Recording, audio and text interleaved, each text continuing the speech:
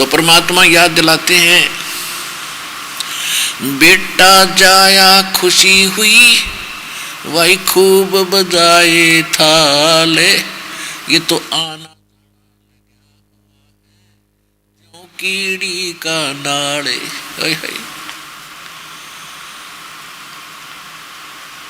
परमात्मा कहते कि जैसे एक व्यक्ति को 10-12 वर्ष के बाद पुत्र प्राप्ति हुई, खूब खुशी मनाई, बैंड बाजे बजवाए, हजारों की संख्या में व्यक्ति इकट्ठे करके भोजन करवाया, वाह वाह का पात्र बना, और अगले वर्ष उस जन्मदिन से पहले उस पुत्र की मृत्यु होगी जिसके लिए बैंड बाजे बजवाए थे। और अब क्या कर रहे हैं? अब टक्कर मार रहे हैं, रो रहे हैं। तो पुण्यात्मा, इस गंदे लोक में और हम खुशी मनावें, हमने भांग पी रखी है काल के इस कुएं की, और इस नशे में हम ये सब कुछ कर रहे हैं। जिसका नशा उतर जाएगा उसने हर चीज सुहावे को नहीं। एक भक्त आया हमारे पास, नाम लिया उसने, 10-12 वर्ष पहले की बात है। उसको बताया गया, जैसे हम सबको बताते हैं भाई ये नाचना गाना ठीक नहीं, और जिन त्योहारों को आप मनाते हैं ये हम नहीं मनावाएंगे, क्योंकि इस गंदे लोक में आज खुशी मना रहे हैं, कल करा के बिजली गिर गया। तो वो एक भगत दूसरा जो पहली बार आ रहा था, वो कहने लगा जी नो कैसे पार पड़ेगी। तो उसके साथ एक और भगत नाम लेना आया था किसी अन्य गांव से। वो कहने लगा भाई देख ले, मेरी सुन ले, मैं तो नाम लूँगा और सारी कंडीशन मानूंगा। वो कह रहा था कि हमने 10 वर्ष हो गए कोई त्यौहार नहीं मना लिया। क्यों नहीं मना लिया?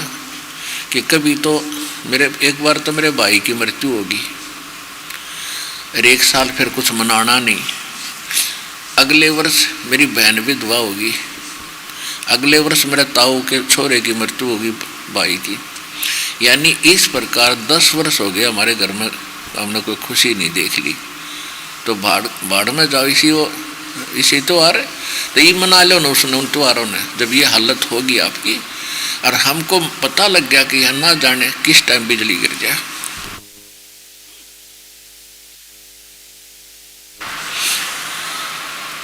तो पुण्यात्मा आपने यहाँ से निकलना है तो ये मर्यादा निभानी पड़ेगी। तो नानक साहब जी कहते, ना जाने काल की कर डारे, और किस विध ढल जा पासावे, जिनाते सरते मौत खुड़क दी, उन्होंने केड़ा हंसावे। तो यहाँ परमात्मा कहते हैं, बेटा जाया खुशी हुई, भाई खूब बजाए थाले, ये तो आना जाना लगा हुआ है जो कीड़ी का नाले। फिर क्या बताते हैं परमात्मा? साथी हमारे चले गए, हम भी चालन हारे, कोई कागज में बाकी रह रही, भाई ताते लगी है वार। अब मरने वाला मर जाता है, कहीं दूसरे की कोई मृत्यु होती है तो होती रहो, जब अपना नंबर आता है तब पता चलता है ये कैसा लोक है, कहाँ आप रह रहे हो।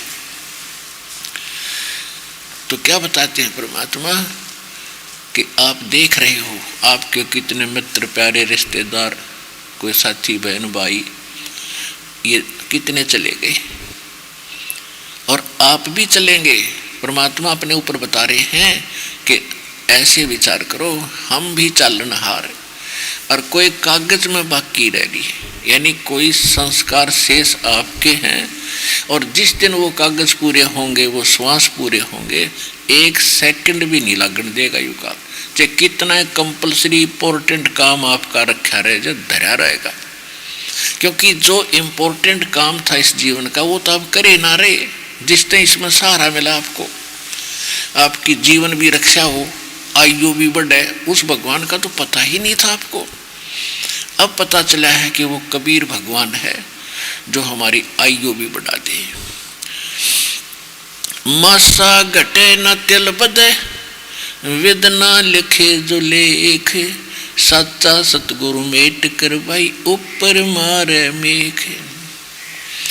जमचो राजा से डरे, ये मिटे कर्म के लेख, अदली असल कबीर हैं ये कुल के सतगुरु एक। तो जब तक हमें ये भगवान नहीं मिले थे तो हम यहाँ की व्यवस्था में अपने मनुष्य जीवन को बर्बाद कर जाते थे। तो यहाँ बता रहे हैं कि आपकी कोई कागज में बाकी है, इसलिए आप यहाँ शेष आपका जीवन है तो आप बैठे हो, और जिस दिन ये जीवन खत्म होगा, सांस पूरे होंगे, एक सेकंड नहीं लाओ। एक भक्त बता रहा था कि मेरे मामा जी के 5 लड़कियां थी और हमारे समाज में एक ऐसी कुरीति फैल रही थी पहले दहेज और दान की। 5 लड़की तो न सोच ले, उसकी मौत थी, सारा जीवन वो उससे काम में मर जाना था। तो उन्होंने 3 लड़कियों की इकट्ठी शादी करने का निश्चित कर रखा था, सारी तैयारी हो गई थी। और मेरी मामी जी भात न्योतने के लिए भात न्योत का वापस आवा थी, रोहतक के बस स्टैंड पर खड़ी थी। जिसकी 3 बेटियां का ब्याह हो तो उसका दिमाग तो फिरकी बन जाए, पता नहीं कि सोच रही थी, ये लाऊंगी वो लाऊंगी फलाना लाऊंगी, कौन सी आइटम आ गई, कौन सी रह रही है। इस चिंतन में वो वहाँ खड़ी थी। ड्राइवर बस बैक करे था और कंडक्टर लाग गया पीछे पैसे कुछ बचे हुए देन उस साइड में खड़ा होकर यात्रियों को। ड्राइवर ने कुछ देखा को ना, बस टेढ़ी होगी, टेढ़ी होकर वह बस, और वो खड़ी थी पोल के सारे बस स्टैंड पे, पुराने बस स्टैंड पे। वह बस आकर पाछे तो उसका ऐसी लगी, और वह चिंता में पता नहीं कि सोच रही थी, नो करूँगी वो करूँगी फलान करूँगी, ऐसी जोर की लगी, आध घंटे तड़प कर मिनट में शरीर छोड़ गई। अपने आत्माओं कहते कोई कागज में बाकी रह रही, तात देर लाग रही है, और कितना कंपलसरी काम था, कितना ज़रूरी कार्य था। 3 पुत्रियों का ब्याह हो जिस माँ का, उसको कितनी चिंता होती है। तो अब इससे हमने नो समझना पड़ेगा। अब वो फिर ब्याह भी हुआ होगा और 6 महीने पाछा हो गया होगा। तो कहने का भाव ये है कि भक्ति बिना बात बने को नहीं। राम नाम रटोगे तो परमात्मा इसी आपत्तियां न भी टालेगा। इसलिए तो भगवान को याद करते हैं। तो हम तो सीधे सूढ़े भाग रहे हैं, हम करेंगे सब कुछ, जीव का क्या करेगा। वो बेमतलब जो है ना हवा खा रहा है ये प्राणी, ये अदरंग मार जा, बांगा मुँह हो जा, माखी बनर लिकड़े, वो पलातून अब चला ले तो भगवान के सारे की इस जीव को घनी जरूरत है। जिस कारण से यूँ इसको परमात्मा ना मिलने के कारण अपनी गलती पर गलती करके अपना जीवन नाश कर जाता है। उसको फिर सतर्क करते हुए सत्संग में बताया जाता है।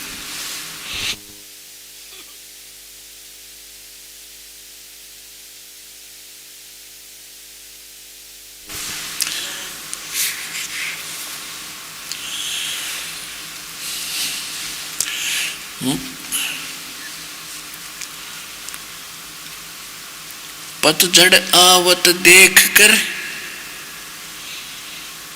बन रोव मन माही, वो ऊंची टहनी पात थे आज पीले हो जाही। परमात्मा इस काल के लोक की व्यवस्था को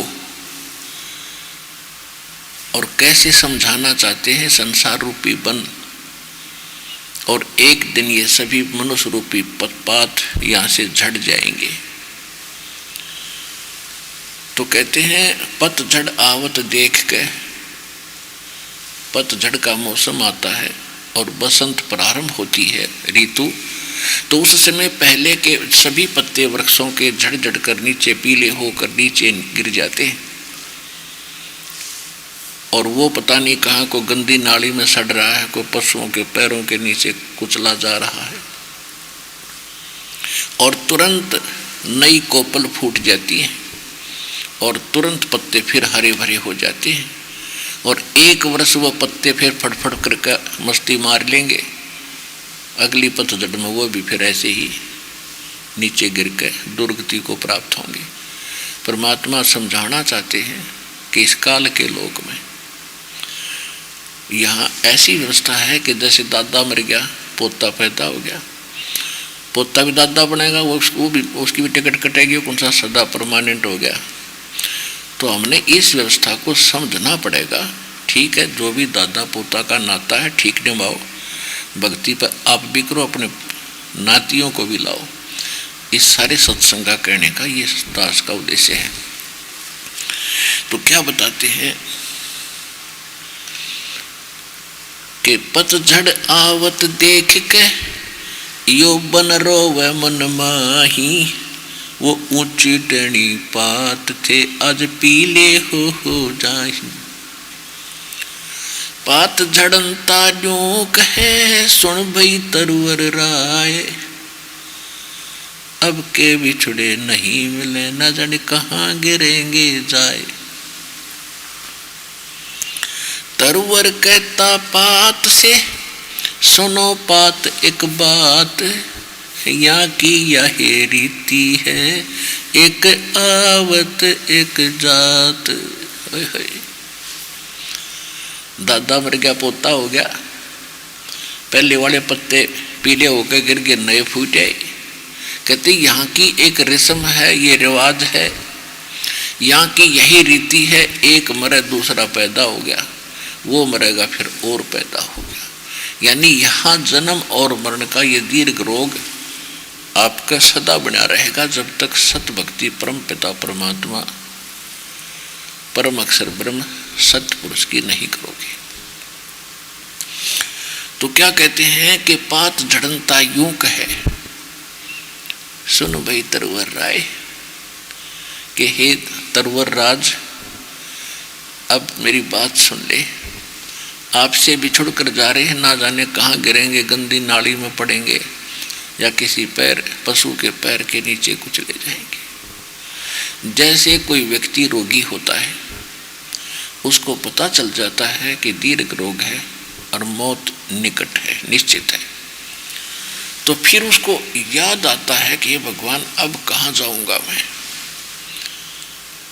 और वो चिंतित हो जाता है। तो कुल के लोग इकट्ठे होते हैं, उसको सांत्वना देते हैं कि भाई देखो मरना तो सब नहीं है, आज नहीं तो कल, या कोई रहा सदा, हिम्मत कर, जो भगवान को मंजूर है वही होने दे, चिंता मत कर। या तो सभी का यही रिवाज है, एक मरे भाई, सभी ने मरना है। तो इस प्रकार जैसे वो सांत्वना दे रहा है और मरने वाला ये कह रहा है कि ना जाने क्या होगा। तो पात झड़नता यूं कहे सुन भी तरवर राय, अब के बिछड़े ना मिले ना जाने कहाँ गिरेंगे जाए। तरवर कहता पात से सुनो पात एक बात, और यहाँ की यह रीति है एक आवे एक जात। और जहाँ ये रीति नहीं है, जहाँ जन्म मृत्यु नहीं है, जहाँ कोई रोग शोक नहीं है, उस लोक का हमें पता नहीं था, जिस कारण से हमने इस व्यवस्था को अंतिम मान लिया और हम सतगति सेट हो गए, निश्चिंत हो गए कि ये तो होता ही रहेगा। लेकिन जब होता है, जब डर बहुत लगता है, रोग हो जाता है, तब पता चलता है कि अब क्या बनेगा। मौत निकट आती है तो पता चलता है कि बात बिगड़ गई, धरा धरा सारा ही रह गया। तो सत्संग में आने से यूँ हमें पहले ही पता हो जाता है कि यूँ तभी जड़ी गिरनी थी, या तो गिरेगी तो गिरने दे। लेकिन उससे पहले हमने यहाँ का कुछ सामान तैयार कर लिया, हम अब खाली नहीं जावांगे, इसलिए हम निर्भय होकर शरीर छोड़कर अपने मालिक के चरणों में चले जाएंगे। जो भक्ति नहीं करते उनकी घीघी बन जाती है लास्ट में, हाय क्या होगा, हे भगवान क्या होगा। तो अब क्या होगा, अब तो तेरी शात होगी, गधा बनेगा, हम बता दें क्या होगा। तो भक्ति करने से मरते समय भी डर नहीं लगेगा। ये तो सबको बार छूट लिया है, शरीर को नई कहानी है या। और जिनकी भक्ति नहीं कर खींचे कितना ज्ञान हो उसके पास, अंत में उसको संतोष नहीं हो सकता। भक्ति की शक्ति दिल में डांटेगी और 100 आपदाओं को दूर करेगी। इसलिए भगवान की आवश्यकता घनी है, उसको हम भूल गए। और जिन भगवानों की हम भक्ति करते थे वो हमें कोई राहत दे ही नहीं सकते थे, वो तो वर्क डन देते थे, किया कर्म ही दे सकते थे। और ये समर्थ परमात्मा कबीर भगवान हमारे बुरे संस्कारों को मेट कर उनके ऊपर कलम साइन कर देता है। कहते हैं भरम कर्म ब्रह्मांड के मैं पल में करहूं ने से, जिन हमरी दुहाई दी सो करो हमारे पेश। धर्मराय दरबार में देई कबीर तलाक, मेरे भूले चुके हंस को तू पकड़िए मत कजाक।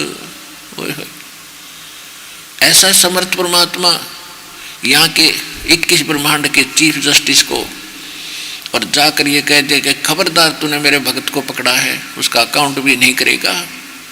बोले पुरुष कबीर से वो धर्मराज कर जोड़े, तेरे भगत ने पकड़ो नहीं मन 2 ही लाख करोड़।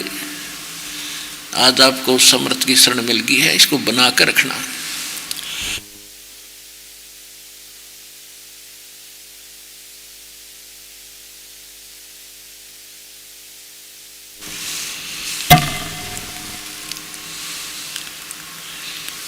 पुण्यात्माओं,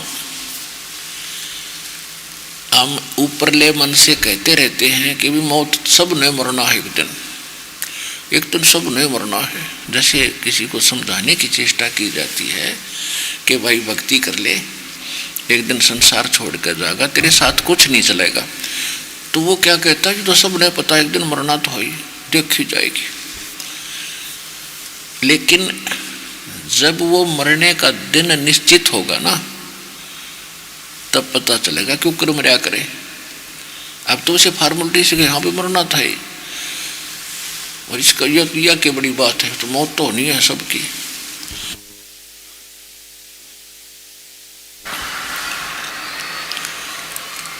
परमात्मा कहते हैं मौत बिसारी बावड़े, तन चाड़ा कर दिया कोने, यो तन माटी में मिलेगा भाई जो आटे में लोने।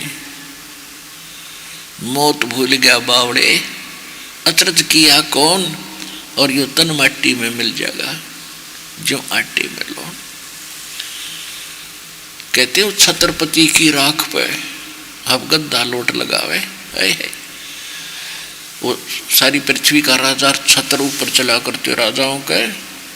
कहते हो छत्रपति की माटी पे राख पे उसका अंतिम संस्कार करने के बाद कहते गदा लोटा उसके ऊपर वांडी पा के अंडे था, और स्वयं गदे की नीमा गया होगा, अपने भाइयों बैठा होगा गद्या में। फिर वो तो कहने का भाव ये है, परमात्मा हमें याद दिलाते हैं कि इस लोक का युग कोई अच्छी चीज नहीं है। ये काम जो यहाँ करना चाहिए था उसको आप भूल चुके हो।